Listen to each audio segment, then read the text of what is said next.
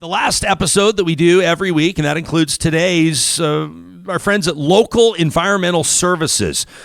Give us a chance to give you the mic, to give you the platform to say what needs to be said. These are all real emails to talk@ryanjesperson.com. We call this tradition Trash Talk!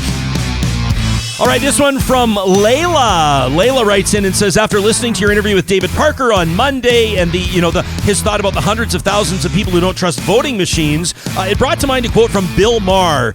Maybe Ryan might find it useful, says Layla, in response to a bunch of ridiculous, exaggerated stats from any of his guests. Bill counters with something along the lines of like, your stats seem to be rectally derived. Rectally derived. Layla, thank you for the visual. She says, just a thought, you guys keep doing what you're doing. We promise you we will. This one from Christy, who says, woo, child. She says, that email that you read from Kyle a couple of days ago, do you remember this one, Johnny? He's an engineer. Yeah, he's in his early 20s. Mm-hmm. He's a conservative. He's orthodox. I love that he told us all of that at the beginning. And then he went on to share his thoughts. You can read or hear Kyle's email, rather, by going back to our episodes from earlier this week. He was talking about the David Parker interview-ish. So Christy says, listen, I appreciate the spirit of it, but it came across as a little bit just like, why can't we all be nice to one another? And she said, I needed to say, first of all, to suggest that reproductive rights and gun control are not issues in Canada, that is laughable. This is let alone false. I'm going to assume that this young man is unaware of what's been going on here in the last few years. Like, I'm going to assume he's unaware of the Canadian Coalition for Firearms Rights. They've been on Real Talk, by the way, who are like political activists. They're lobbyists. They're pushing hard for American-style gun laws in Canada. And what I mean by that is like, no gun laws. I haven't looked at their activity for a few years, but I do know they were gaining influence at an alarming rate the last time I researched them. Christy, just Google CCFR Real Talk and you can find them on the show. She says, I need to assume that Kyle's also unaware that the United Conservatives walked out of the legislature, walked out of the chamber when safe zone laws limiting how close protesters could get to reproductive clinics, to women's health clinics were debated and passed back in 2018. That Stephanie Fennelly with the Wilberforce Project claimed with a straight face that then Health Minister Sarah Hoppin was lying about there being a problem with harassment from protesters outside clinics.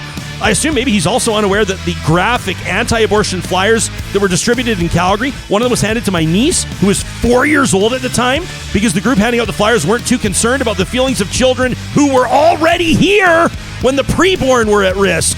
That might not be the right term. I don't remember anymore what they used. This was like 10 years ago, but I do know they're still out there doing what they're doing. Bylaws requiring graphic material be covered were only passed in May 2023.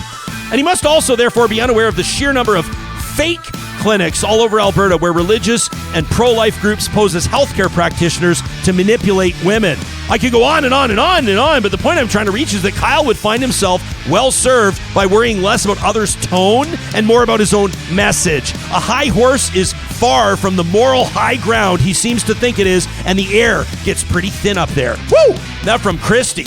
This one from Blaine, who says, Jespo, boy, did I ever enjoy your show on Wednesday with Claire Hanna from TSN and Jackie Ray Greening from Sports 1440. We talked about the I don't think it matters comment, women in sports broadcasting. Blaine says, to be honest, there wasn't like much new in the conversation about how women are viewed in male-dominated environments. In particular, it reminded me of the 2016 Summer Games when at 16 years old, Penny Oleksiak became the first Canadian to win 4 medals in the same Summer Games. She was the country's youngest Olympic champion. And the first thing that Ron MacLean talked about in his interview was how excited he was to meet hockey player Jamie Oleksiak's little sister. Blaine says, I was so angry, so disgusted, many Canadians were, at the categorical disrespect of the comment, but also I was impressed by her grace in the face of it. I guess that's just what women have learned to do.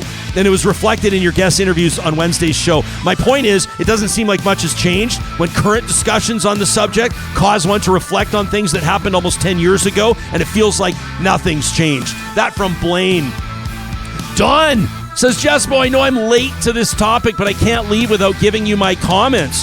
First of all, I'm part of that older demographic. Don says I'm 61, and I've watched the highs and lows of the Canadian Football League, the CFL, since I was a little boy. And I've come to believe that, I don't think this is a compliment, Johnny. He says the CFL is a cockroach, despite the best efforts of any Canadian. The Cockroach Football League. He says it refuses to die. You can't kill it. The cockroach football. I don't know if Randy Ambrosi, the commissioner, is going to love that. But Don says, I'll also add that my 27-year-old son is a huge fan, and I'm sure that when he becomes a dad, he'll take his kids to games because the CFL will still be there. He says, I caught Travis Kura on your show. That's the host of the 2 and Out podcast. Check out our archives. We asked, is the CFL dying? It was a good episode. He says, I listened to your roundtable before that with Harmon Candola, Jarrett Campbell, Jenny Adams. And he says, I wasn't surprised at the attitudes on your roundtable. Like the sun rising in the east, you're going to get Canadians with a platform shitting on our football league. Like, did a CFL player cause your mom and dad's divorce? Every slip up, and there are many, he says, that CFL leadership does is amplified to 11. And all the good things they do, affordability, totally Canadian, are discounted. He says we also forget how much the NFL has adapted from the CFL, like Colin Kaepernick's read option play. Says they were doing that in the CFL for years. And who can forget the number of black quarterbacks playing in Canada prior to getting a chance in the NFL? That is a great story. Don says, my next point is the pass that you guys gave hockey. Says you just gave hockey a pass. Like you mentioned concussions in football, but we still have Gary Bettman not admitting there's a concussion problem in hockey. What about the approved, look at how they treat junior hockey players in Canada. None of them getting paid a cent. The horror stories of physical and sexual and mental abuse in junior hockey makes me question the entire enterprise. And finally, the cost of putting your kids in hockey. It's fast becoming a sport of the upper middle class. While in youth football, I could put my son into Regina minor football, another shout out to Sasky, for $100. He says everything except for gloves and cleats are provided. There's even a program to get underprivileged kids involved as well. He says, finally, I agree with your producer, Johnny, that the NHL season and playoffs are way too fucking long, says Don. The Stanley Cup winner's not the most talented team. It's the team with the best access to Oxy to ease I know, right? To ease the cracked ribs and stretched ligaments. He says getting the playoffs done earlier, mid-May, would produce great hockey players still at the top of their game in the Stanley Cup final. Don says, thanks for reading my rant. You bet, pal. No problem. And by the way, I wanted to reference our August 10th episode from a year ago in 2022 when Jeff Nash, the hockey dad, joined us to talk about why he was struggling with putting his kids in hockey or not. It was a great episode back on August 10th of 2022. Landy wraps us up today.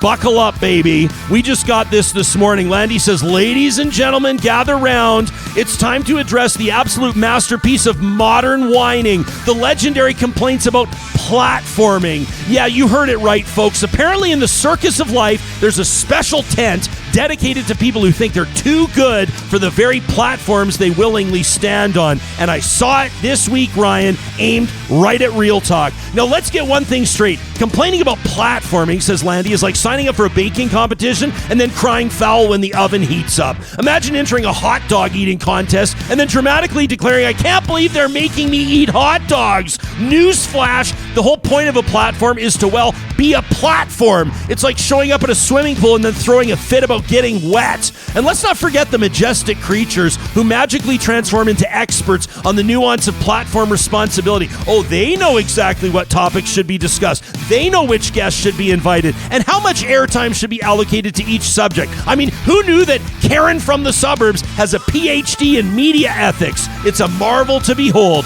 But the real pièce de résistance, and Landy even uses the proper accents and everything, is when they swoop in to enlighten the poor, unsuspecting talk show hosts. The hosts who've been honing their craft for years suddenly find themselves face to face with an oracle of knowledge who's never set foot in a broadcast studio. Oh, dear host, they proclaim, you must wield your microphone with the grace of a ballet dancer and the precision of a brain surgeon, for the fate of humanity rests upon your choice of topics. And let's not even talk about the cosmic conspiracy theories they weave around silencing. Apparently discussing controversy is the equivalent of binding and gagging the very essence of free speech itself. They act like every panel discussion is a clandestine meeting of the Illuminati, with talk show hosts as puppet masters pulling the strings of discourse. Bravo! The drama is truly Oscar-worthy. Landy says, in the end, let's celebrate these champions of contradictions, these maestros of melodrama, and the wizards of the why me mentality. Bravo, dear complainers. Bravo! Your performance, truly a spectacle for the ages. We eagerly await your next act of intellectual contortion. Landy, I'm not waiting till the end of August to award you Email of the Month. We're sending you one. And guess what? A free Real Talk studio mug is on its way to your house. You can send us your trash talk anytime to talk@ryanjesperson.com. Proudly presented by Local Environmental Services. Keep it local. Have a great long weekend, ladies and gentlemen. I know it's a week away, but the day after Labor Day, you will find us back here in the Real Talk studio doing what you and I both know we were meant to do. One love, and thanks for contributing and supporting Real Talk.